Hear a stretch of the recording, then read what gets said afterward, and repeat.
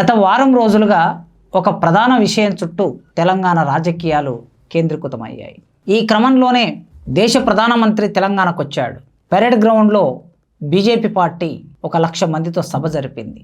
ఇదే సమయంలో 22 లక్షల మంది విద్యార్థులు రాసిన దేశవ్యాప్తంగా నిర్వహించిన నీట్ పరీక్ష పేపర్ లీక్ అయింది.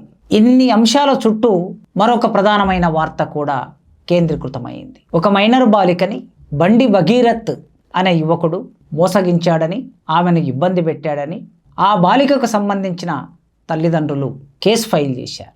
బండి భగీరథ్ అనే ఈ యువకుడు ఒక ప్రముఖ వ్యక్తి తనయుడు కావటం మూలంగా ప్రముఖ వార్తగా మారింది. ఇలాంటి సంఘటనలు దేశంలో, రాష్ట్రంలో చాలా జరుగుతూ ఉంటాయి. కొన్ని బయటికి వస్తాయి, కొన్ని బయటికి రావు. కొన్ని ప్రధాన వార్తలు అవుతాయి, కొన్ని వార్తలే కాకుండా పోతాయి. ఈ సందర్భంలో ప్రత్యర్థులు ఒకరి మీద ఒకరు, బండి భగీరథ్ తండ్రి బండి సంజయ్ బీజేపీ పార్టీలో ఉన్నాడు, కేంద్ర మంత్రిగా ఉన్నాడు, సుదీర్ఘకాలంలో రాజకీయంలో ఉన్నాడు.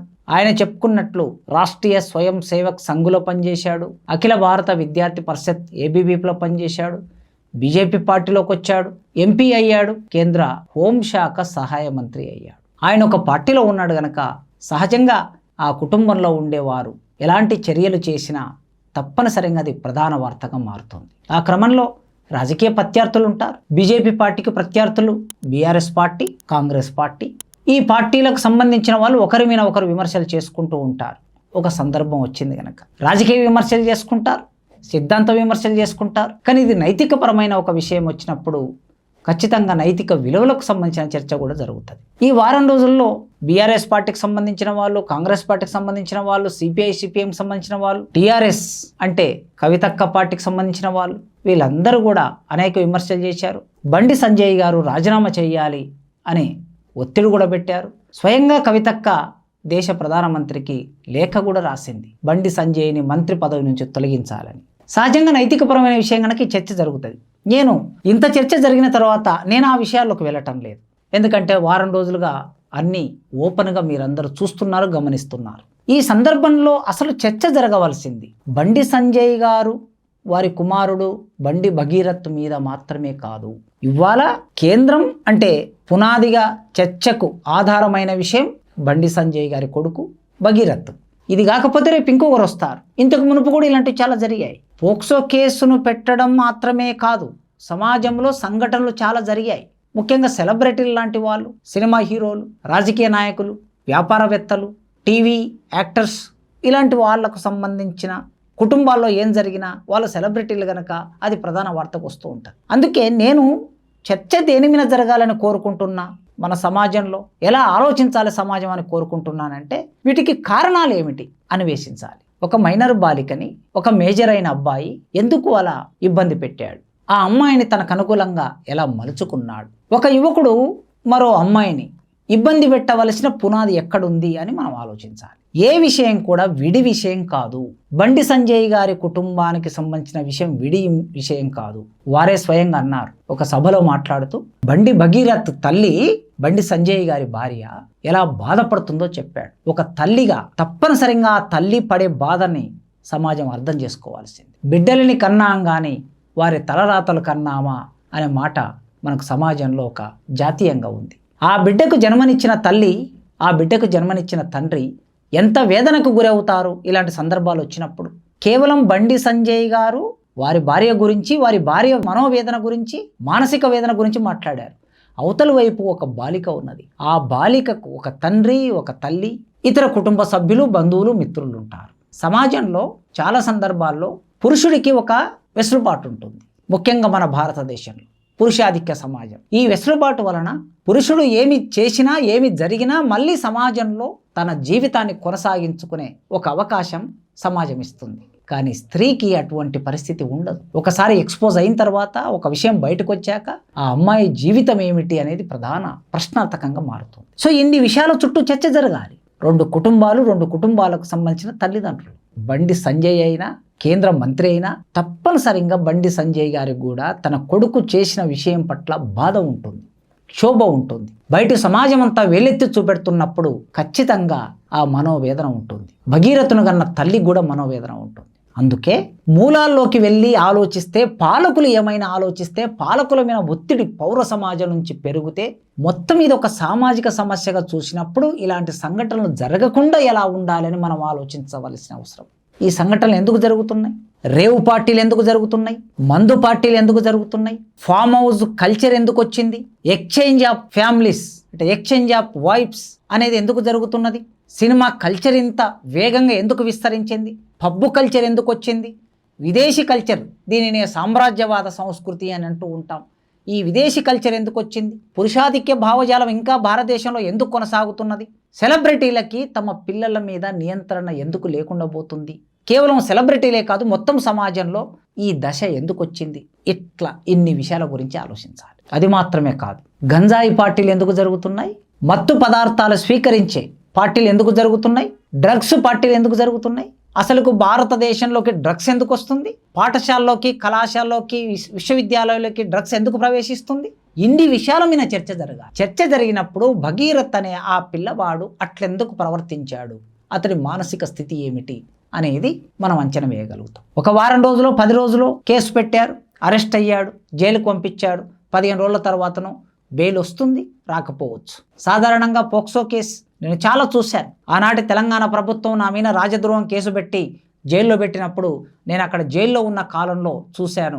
20 ఏళ్ళ పిల్లలు, 25 ఏళ్ళ పిల్లలు, 22 ఏళ్ళ పిల్లలు నుంచి మొదలు పెడితే 60 ఏళ్ళు 70 ఏళ్ళ వాళ్ళ మీద కూడా పోక్సో కేసు పెట్టి జైలుకు వచ్చి ఉన్నారు.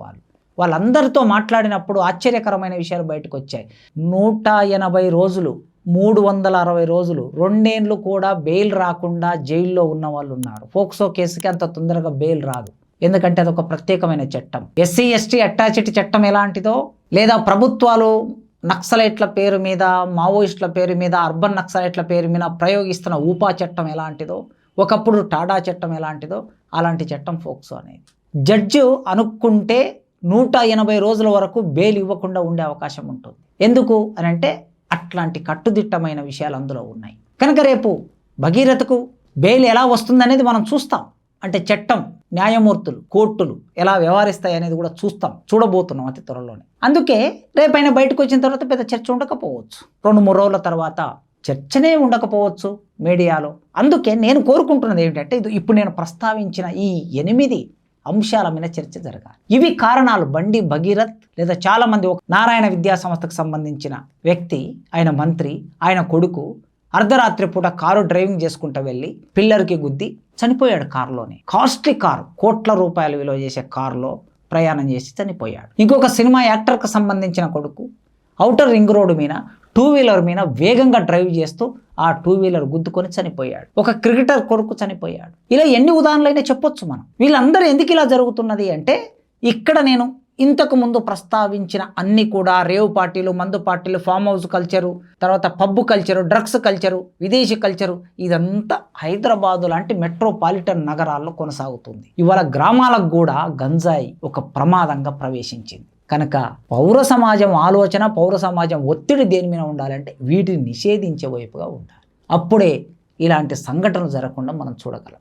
పురుషాధిక్య భావజాలం భారతదేశంలో ప్రతి పురుషుడికి నరనరాన జీర్ణించుకొని ఉంటుంది. స్త్రీ అంటే మనకి వేదాలు, పురాణాలు, ఇతిహాసాలు, కావ్యాలు చెప్పిన విషయం ఏమిటంటే, స్త్రీ అంటే పురుషుడికి సుఖాన్ని ఇచ్చేది అని, స్త్రీ అంటే ఒంటింటి కుందేలు అని, స్త్రీ అంటే పడక సుఖం ఇచ్చేదని, స్త్రీ అంటే పిల్లల్ని కనే యంత్రం అని, ఇలాంటి ఒక ఆలోచనలే మనకు పెంచి పోషించారు ఇన్నాళ్ళు. అందుకే ప్రతి పురుషుడికి ఏముంటుందంటే, సినిమా కల్చర్లో ఒక హీరో ఒక హీరోయిన్ని ఏడిపించటం, లేదా కాలేజీలో ఒక అమ్మాయిని ఇంకొక విలని ఏర్పించటం, ఇలాంటిదే మనకు దృశ్యాలు చూపిస్తూ ఉంటారు. ఇన్ని చూయించిన క్రమంలో పెరుగుతున్నటువంటి విద్యార్థులకి స్త్రీ పురుషులు సమానమే అని మనం బోధిస్తున్నామా?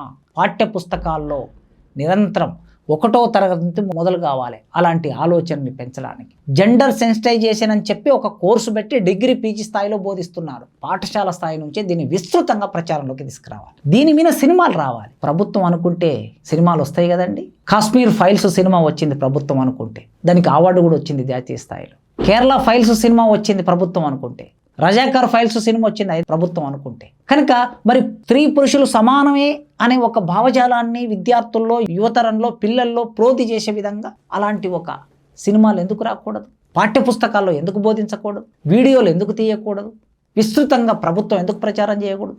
మందు పార్టీలకు సంబంధించిన విదేశీ కల్చర్కు సంబంధించిన మాటికి దేశాన్ని పరిపాలిస్తున్న వాళ్ళు ఏమంటున్నారు? స్వయంగా బండి సంజయ్ గారు కూడా చాలా సందర్భాల్లో భారతదేశం గొప్ప సంస్కృతి, మన దేశీయ సంస్కృతి, మన ప్రజల సంస్కృతి, హిందూ సంస్కృతి అని చెప్తున్నారు. మరి మీరు ఇన్ని చెప్తూ పబ్ కల్చర్ హిందూ సంస్కృత, డ్రగ్స్ కల్చర్ హిందూ సంస్కృత, విదేశీ కల్చర్ హిందూ సంస్కృత, ఫ్యామిలీ ఎక్స్చేంజ్ కల్చర్ హిందూ సంస్కృత, ఫామ్ హౌస్ కల్చర్ హిందూ సంస్కృత, ఇట్లా మనం ఆలోచిస్తే కావు కదా.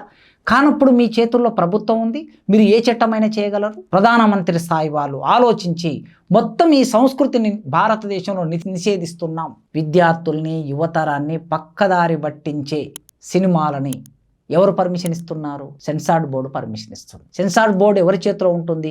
రాష్ట్ర ప్రభుత్వాల చేతిలో ఉంటుంది, కేంద్ర ప్రభుత్వం చేతిలో ఉంటుంది. మరి అలాంటి సెన్సార్డ్ బోర్డు నిషేధం విధించవచ్చు కదా, నియంత్రణ పెట్టొచ్చు కదా. విదేశీ కల్చర్ ఓపెన్గా సెక్స్కు సంబంధించిన దృశ్యాలని చిన్న పిల్లలు కూడా తమ సెల్ ఫోన్లో చూసే పరిస్థితి ఎందుకు వస్తుంది? వాటన్నిటినీ ఒక్క దెబ్బతో నిషేధించవచ్చు కదా. ప్రభుత్వం అనుకుంటే సాధ్యమే కదా. చాలా దేశాలు అలాంటి నిషేధాన్ని నియంత్రణ పెట్టాయి కదా.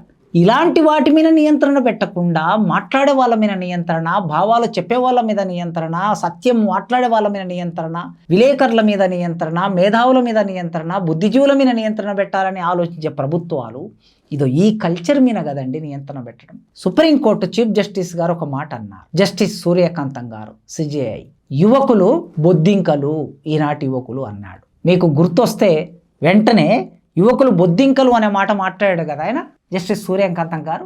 ఒక్కసారి శ్రీశ్రీని గుర్తు చేసుకోండి మీరు.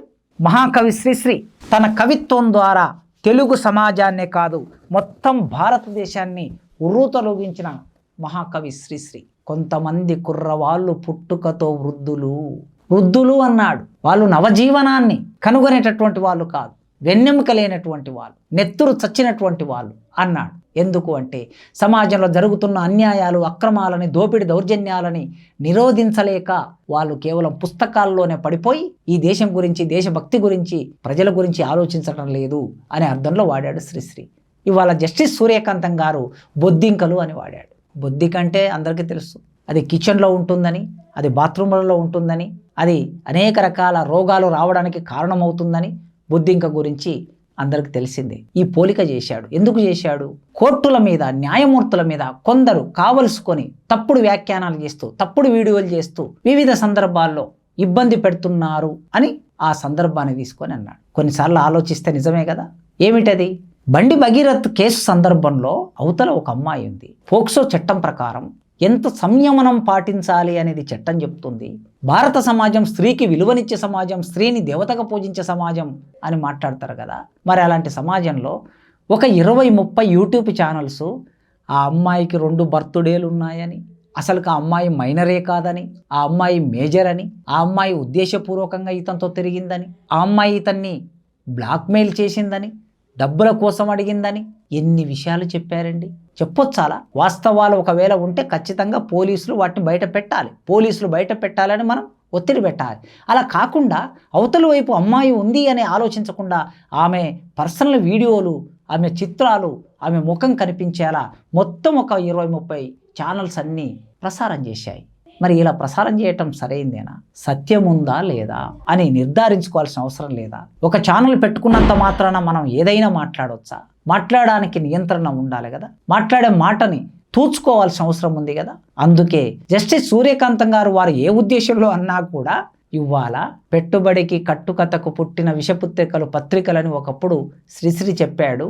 యూట్యూబ్ ఛానల్స్ కూడా డబ్బులున్న వాళ్ళకి అనుకూలంగా ఆలోచన విధానాన్ని ప్రోధి చేయడానికి ఉపయోగపడుతున్నాయి. కనుక సమాజంలో అనేక విషయాల మీద నియంత్రణ లేకపోవటంతో ప్రభుత్వం మనం ఒత్తిడి చేయవలసింది ఏమిటి అంటే ఒక చట్టం తీసుకురావాలి. ఈ యువతరాన్ని, బాలబాలికల్ని తప్పుదారి పట్టించే కల్చర్ భారతదేశంలో గత 30 సంవత్సరాలుగా విస్తృతంగా పెట్టరైపోతుంది.